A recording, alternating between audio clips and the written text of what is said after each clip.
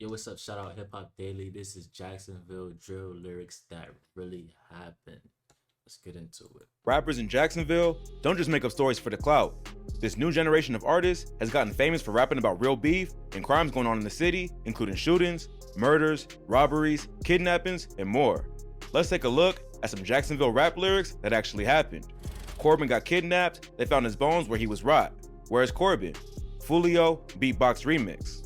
Jacksonville rapper Spot 'em Got 'em blew up with the track Beatbox in 2020.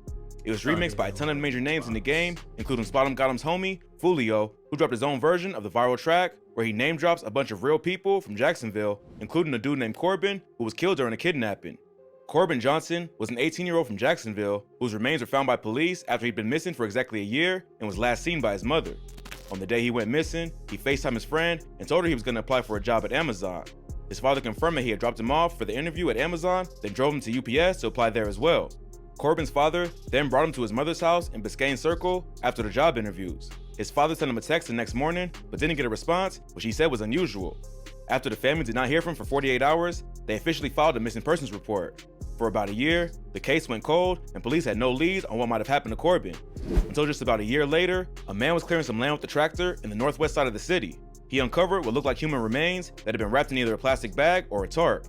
By that point, the body had already decomposed and all that was left was the bones, but it was later confirmed that they belonged to Corbin Johnson. The police had little evidence to launch an investigation and his murder remains unsolved. The word on the street is that Corbin was set up by a girl he knew who sold him out to the ops. They kidnapped him over a drug debt that one of his homies owed, and when they refused to pay up, they killed Corbin and disposed of his body. This is an unconfirmed rumor, but would explain why he suddenly went missing. Fulio has mentioned Corbin several times, including once on Instagram Live, where he claimed that his worst fear was ending up like Corbin. Man, that Corbin real deal got kidnapped, bro. That's my worst, biggest fear, bro. It doesn't seem like he had anything to do with Corbin's disappearance, even though he talks about him in a song. Unless he's just trying to make it look that way. In a different song, Fulio raps about one of his childhood friends who ended up catching a murder charge because he wasn't covering his face with a mask. No face caught life because his ass ain't wear a mask. Never cared, Fulio. No Face, aka Cracker Jack, was one of Fulio's day one homies. The two had known each other since at least middle school and came up in the streets together. But while one would go on to become a famous rapper, the other will be sentenced to life in prison after the murder of 22-month-old Aiden McLendon. In January 2016, No Face and another associate went to take out a man named Reginald Williams. Williams had just been dropped off at his house by his cousin, Tamisia Brown, who was driving a car that also contained Aiden McLendon and his great-grandmother. Just after Williams got out of Brown's car, he approached another vehicle, but then turned and walked away. As he turned around, shots started going off. The shooters missed Brown, but they ended up hitting Aiden in his car seat. He was rushed to the hospital in critical condition and later passed away. His death was a major shock to the city of Jacksonville and forced the police to crack down on gang violence in the city. About a week later, police pulled over Henry Hayes IV, aka No Face, while he was driving his father's car. They discovered a 9mm pistol and later determined that it matched the murder weapon that had killed Aiden. So just a week before his 17th birthday, No Face was arrested and charged with first-degree murder and 2 counts of attempted murder. Police also arrested a second suspect named Kwame Richardson, who they believe also shot at Williams on the day of Aiden's murder. Tamisia Brown later testified in court that she recognized No Face as the killer because Kwame was wearing a mask. She told the court, "I heard large pops. I paid attention to the person I could see because he was hanging out the window with a gun." She said that she saw Kwame first, but he was wearing a mask, so she didn't pay close attention to him because she couldn't see his face. Instead, she focused on No Face, who was leaning out of the car with no mask and both hands on a 9mm. Both men were found guilty of the murder and sentenced to life in prison for the murder of Aiden McLendon. In this bar, Fulio is talking about how his childhood friend might have beat the case if he was wearing a mask, but he got sloppy and the 1-year-old tragically lost his life. But if you thought that was wild, Fulio also disrespected an op named Big Baby who got shot and killed at a bus stop. Big Baby caught at the bus. Fulio dropped out of high school in the 9th grade after he was shot while getting off the school bus. He got shot because earlier that day, a dude from a rival gang named Big Baby had been killed while waiting for the bus. In December 2014, Big Baby was waiting for a bus near 13th Street and Canal Street around 6:30 a.m. A family friend said that she had dropped him off to go to school just minutes before he was killed. Neighbors reported hearing as many as 15 shots, and police later found at least 12 shell casings at the scene. By the time authorities arrived, Big Baby was already dead. Big Baby played football at the local high school and was well known and loved by many people in the community. Fulio went to the same high school, but was in an op neighborhood. Everyone at school thought Fulio had something to do with Big Baby's murder because their two gangs had beef. On a live stream with Aiden Ross, Fulio talked about that day. he said that he had nothing to do with the murder and was on his way to school when it happened. But kids at his school still thought that Fulio was the killer. So when I went to school, everybody was walking up to me, bro. They say you had something to do with such and such dying. I'm like, bro, what the f? How? When I was really on the way to school. Like the police came and interrogated me about the shit and all. Like when I was in the hospital. I didn't even know that's what he was talking about. I didn't even know what he was talking. That was what he was talking about. I thought he was talking about the story when he got shot. With a shot, so boom. It got so bad, he was about to fight 3 different people. Then he ended up getting on their bus, even though he had smoked with almost everybody. He ended up getting off in an area called Aaron Drive. When he got off the bus, he sat down to roll up some weed. But while he was rolling up, someone pulled up and shot at him. He got up to run away, but ended up getting shot in the hip. He saw the shooter was still going after his friends, so he decided to army crawl away. He managed to make it to a random lady's yard and asked for help, but the woman wasn't having none of that and told Fulio to get out of her yard. He told her he was shot, but she didn't care and still told him to get out. So he decided to play dead on her lawn until the shooter was gone. He eventually made it to a hospital and had to have 4 surgeries to repair his hip.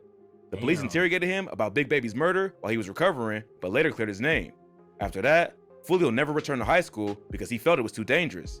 He and rappers he's affiliated with, like K-So, would often diss Big Baby in their music, the same way rappers from Chicago diss Tuka and Lil Mark, who also died while waiting for a bus.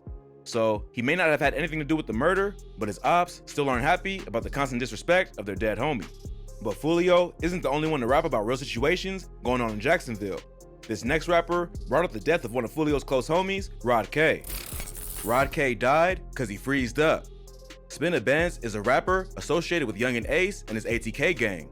He was featured on the famous Who I Smoke song, which is a murder anthem dedicated to disrespecting dead friends and family members of Fulio and his gang. But that wasn't the only time that ATK has taken shots at Fulio in his music.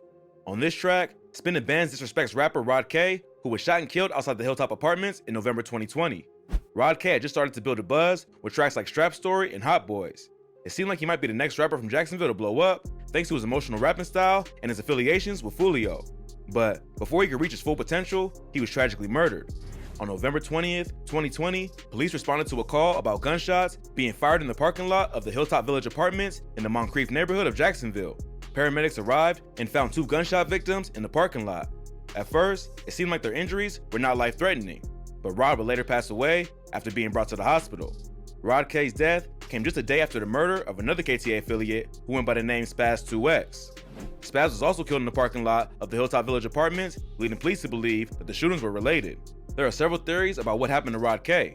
Some say that he went out looking for the person who killed Spaz and the ops got the drop on him first. Others claim that he was even set up and backdoored by his own people. Whatever happened to Rod, it's no surprise at this point that Fulio's enemies would use his death to taunt him. Spinna Benz not only name drops Rod K on the song, he also makes a reference to him on Who I Smoke in the line, 12 paramedics couldn't save your life, boy. Plus, he also threw a shot at Rod K on the track Drill Time, where he raps, I told y'all Rod K was dead before his body had got found. In Jacksonville, nothing is off limits, and both sides have used each other's dead homies to get at their enemies, even if they had nothing to do with the hit. That's probably part of the reason that violence has gotten so out of control and rappers continue to lose their lives and freedom. But Spinna Benz isn't the only ATK affiliated rapper to take shots at the ops in his music. This next rapper bragged about stealing a verse from a KTA affiliate who had recently been killed. I just stole a verse, he dead, and can't come back. In this bar, K-So is throwing shade at Tiki, a rapper affiliated with Fulio, Soulja K, and Trey D. Tiki was killed on May 7th, 2019, after a shooting that occurred on the 5900 block of Cristobal Avenue, which is just north of the Hilltop Apartments, where Rod K and Spaz 2X died. 2 innocent bystanders noticed Tiki bleeding and helped move him to Lila Street to wait for the police. Near the scene, they also found an SUV riddled with bullet holes. Tiki would later die from his injuries. Before his death, Tiki was a well-known rapper in the area. He appeared on a song called Crunch Time with Fulio and others back in 2016. In the song, he drops the bar, I'm back where it's at, in all black with a Mac, I'm the type to run off with a nigga sack. After Tiki was killed, K-So dropped the song Bang It Out, where he jacks the exact bar, followed by the line, I just stole a nigga verse, he dead, he can't come back. He can also be seen watching the Crunch Time video on his phone to make the reference even more obvious. So, K-So is not only disrespecting the dead, he was stealing his dead ops bars and then admitting to it in the same verse. If that wasn't disrespectful enough, K-So can also be seen wearing a jersey with the name Bibby on the back in different parts of the video. Bibby was the younger brother of Fulio, who was also killed in 2019 outside the Hilltop Village Apartments.